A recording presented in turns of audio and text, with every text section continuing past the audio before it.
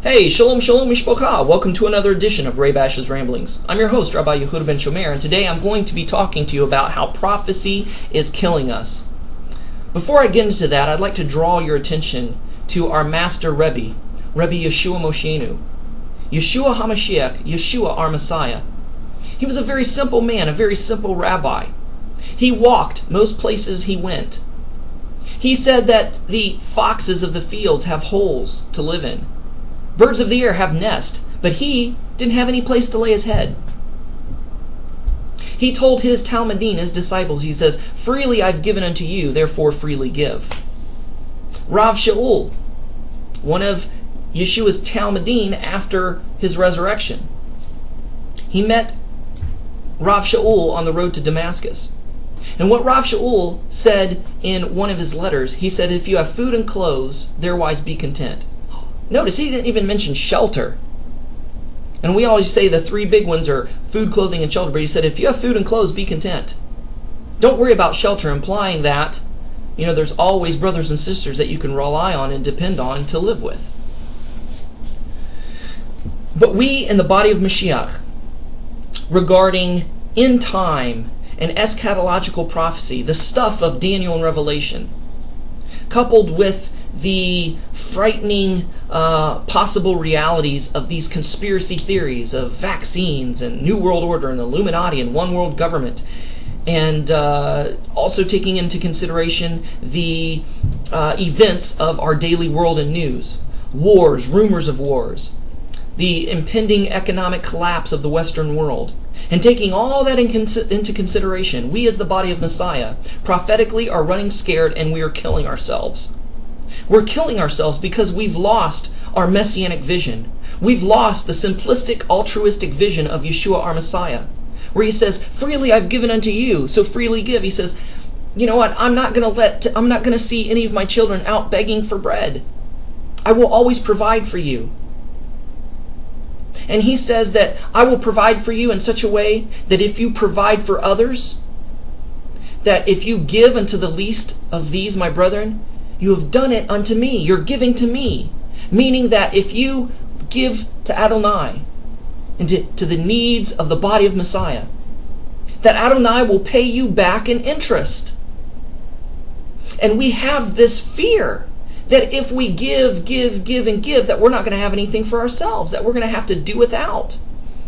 Look, as long as you have your basics covered, food, clothing, and shelter, your basic needs, whatever else is surplus, whatever else is blessing. And we need to look out for our brothers and sisters in Messiah. Be our brother's keeper and see their needs. And if they can't meet it themselves, we need to meet that need. Think of the body of Messiah, if you will, though comical it may seem, as all of us sitting Indian style in one big circle facing each other's backs. It's pretty difficult to scratch my back, and I can't do it very effectively. But if I look at my brother and say, "Hey, let me scratch your back," and I scratch my brother's back, my brother in front of me will scratch the person in front of him, and it goes all the way around, and I've got an itch that I can't reach. I got an itch that I can't scratch. And lo and behold, if I scratch somebody else's back and meet their need, that eventually it's going to come back around, and I can look behind me, and sure enough, there's going to be somebody back there scratching my back.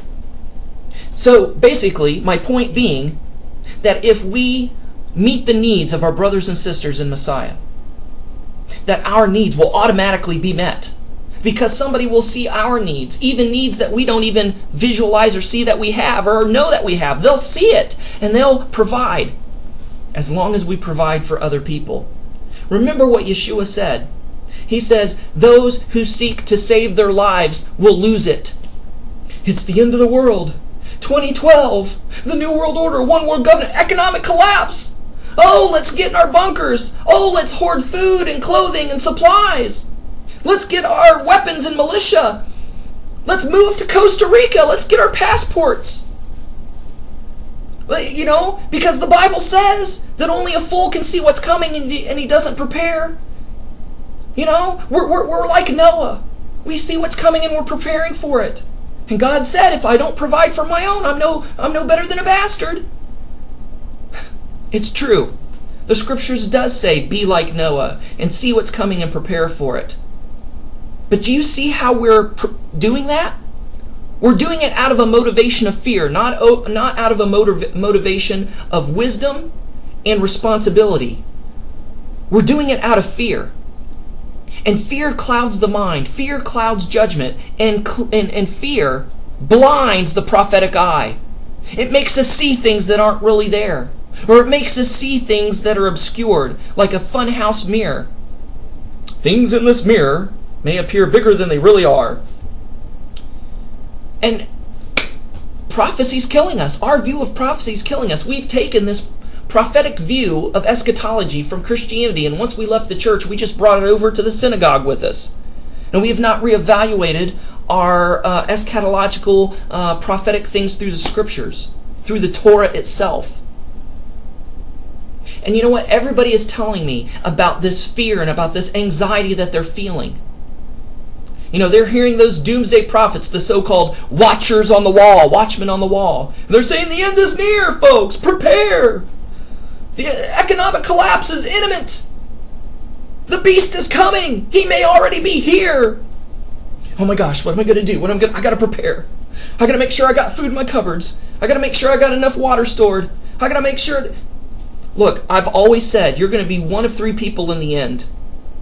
You're either going to be an Elijah, where you just prepare to the best of your ability, and whatever you lack, God's going to give you a river. God's going to send you provisions through ravens. Or God is going to set you up where you're set like Noah, that not only do you prepare for yourself and your family, but you prepare for others as well. Or you're going to be like John the Baptist, Yochanan the Immerser, and you're going to be called to be a martyr. You're going to be one of those three people. Prepare and provide the best way you can, and don't worry about the rest. And if you could provide for yourself and others, great, do it. But don't sit and fret and bite your nails over it, because we don't know what's coming down the pike. Yes, it all could blow up on our faces tomorrow, but then again, could be another 50, 100 years before all that happens. We don't know. We don't have cold hard facts and evidence to say that this is surely gonna happen here tomorrow. And everybody is looking at eschatology and end-time prophecy with fear. And they're telling, yeah, it's coming. New World Order, Illuminati. And they're perpetuating this spirit of fear. And this spirit of fear is killing us because it's causing us to be hoarders. It's causing us to be selfish and to provide for no one else but ourselves. And our brothers and sisters are starving. Those who seek to save their life will lose it. But those, and I'm paraphrasing, that give their life away will find it. In other words, true abundant living is being your brother's keeper and providing for the needs of others when it is within your power to do so. What happens when you hoard? The stuff you hoard ends up rotting under your nose because you have surplus. You have more than you need. Right after Y2K, for the past 10 years, what has been happening? You can go online and you see people selling their Y2K supplies, dried foodstuffs, water, all these other supplies, because it's rotting under their noses and they need to get rid of it because they had more than they needed. That shows a lack of faith. That shows a lack of trust in God. It doesn't show preparedness and alertness. When you hoard, you kill yourself because you isolate yourself in a prison. Just watch these TV shows about hoarders. They're ashamed to bring family and friends over, and they got stuff piled so high that it can literally collapse on them and kill them. And when you have too much stuff, it breeds disease. Just like the children of Israel fearing that the manna is not going to be there tomorrow, and they go hoard and hoard and hoard and hoard, and no matter how much they gather in, they realize that no matter how much they take in, that they always have just enough. And when they go out and hoard and try to save some for the next day, it breeds maggots and it rots. God's saying, you don't depend upon the manna, you depend upon me. So in other words, we need to live our lives preparing the best way we can and know how, in wisdom, not fear, while at the same time living our lives as if we still have another 100 years. Get the education if you want to go out and get educated. Move up in your career if you want to. There's no reason to stop all that and collect your 401k and get on top of your roof and wait for the Lord to come back. That's foolish. It's irresponsible and it's selfish. Folks, there are rabbis and there are ministries who are not just presenting their own needs, because every ministry has needs. Even though if they're non-profit or not-for-profit, they have bills just like everyone else does. But you have these ministers and rabbis and organizations who are saying, look, yeah, I've got needs, but I want to tell you about a greater need. There's these people over in Africa. There's these people over in Brazil. There's these people here. There's these people there. There's needs of brothers and sisters in Messiah and outside of our North American continent that is in need. And we have the potential to meet their need. Folks, we're in a depression.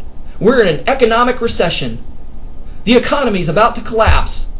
But guess what? Despite all that negativity regarding our economic situation, we're still 100 times better off than others in third world countries. We are still rich. Even in our depression and recession financially, we are still rich in comparison to our brothers and sisters in Africa, in Nigeria. And I don't care how poor you are. I don't even care if you're a college student. I mean, anybody can at least scrounge up $5.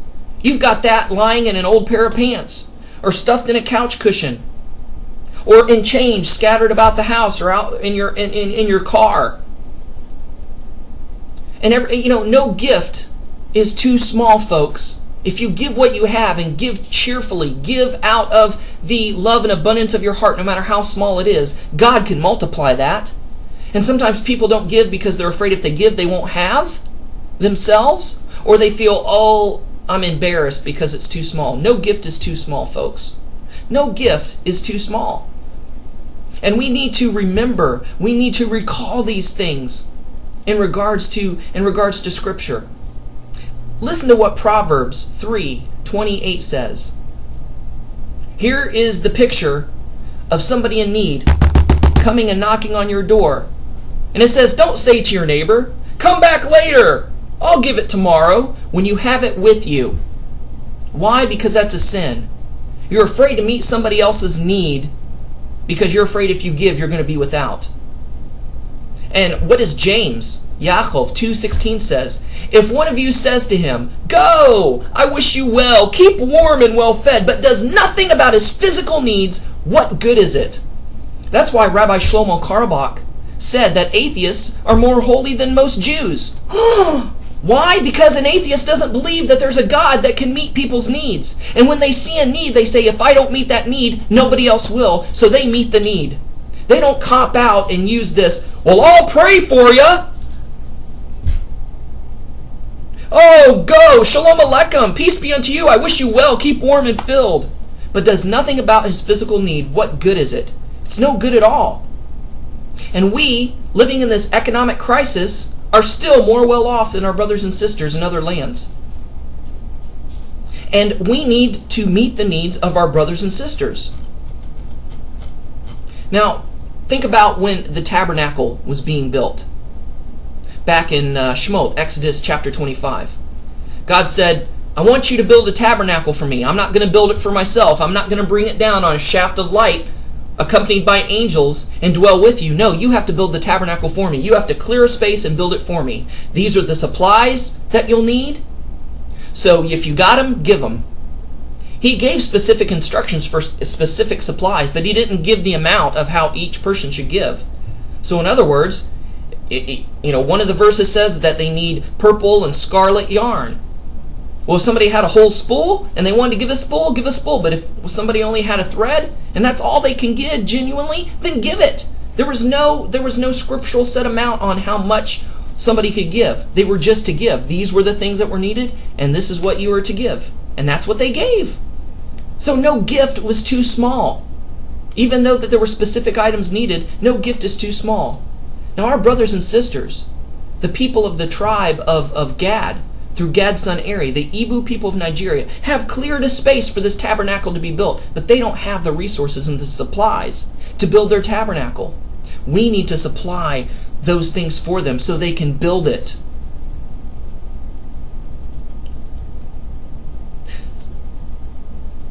That's how prophecy's killing us. It's making us fearful, and it's making us selfish, and we're hoarding, and the rest of our brothers and sisters in the body throughout other parts of the world are doing without. And that's to our shame, and that's to our detriment when we get before the throne of Hashem, and He's saying, look, you had all these goods and all this to give. Why didn't you give it to this person who is in need? There was no copping out and saying, oh, well, I'll pray for you. Anybody can pray. But it takes a real person of faith to give, and to give faithfully, and to give cheerfully.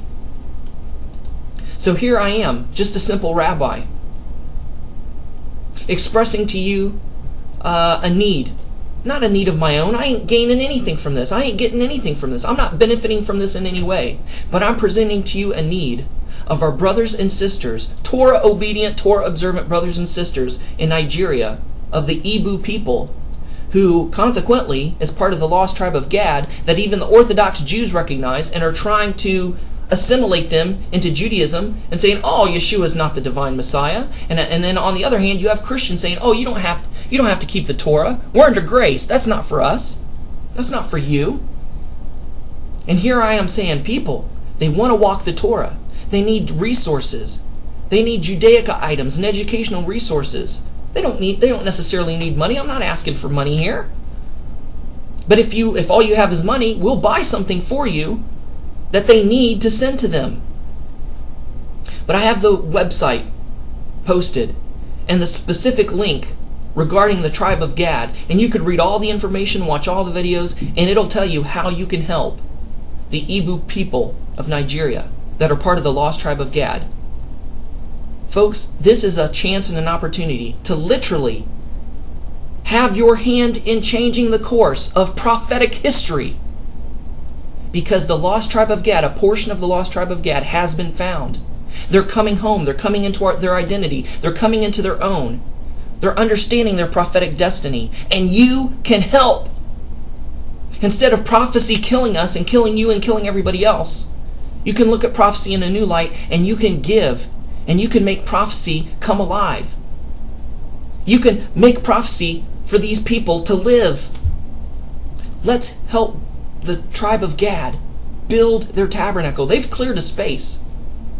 And they're like the Macedonian man who says, come over and help us. They're pleading and asking for our help. How dare we say, be warm and filled, we'll pray for you, when we have what they need.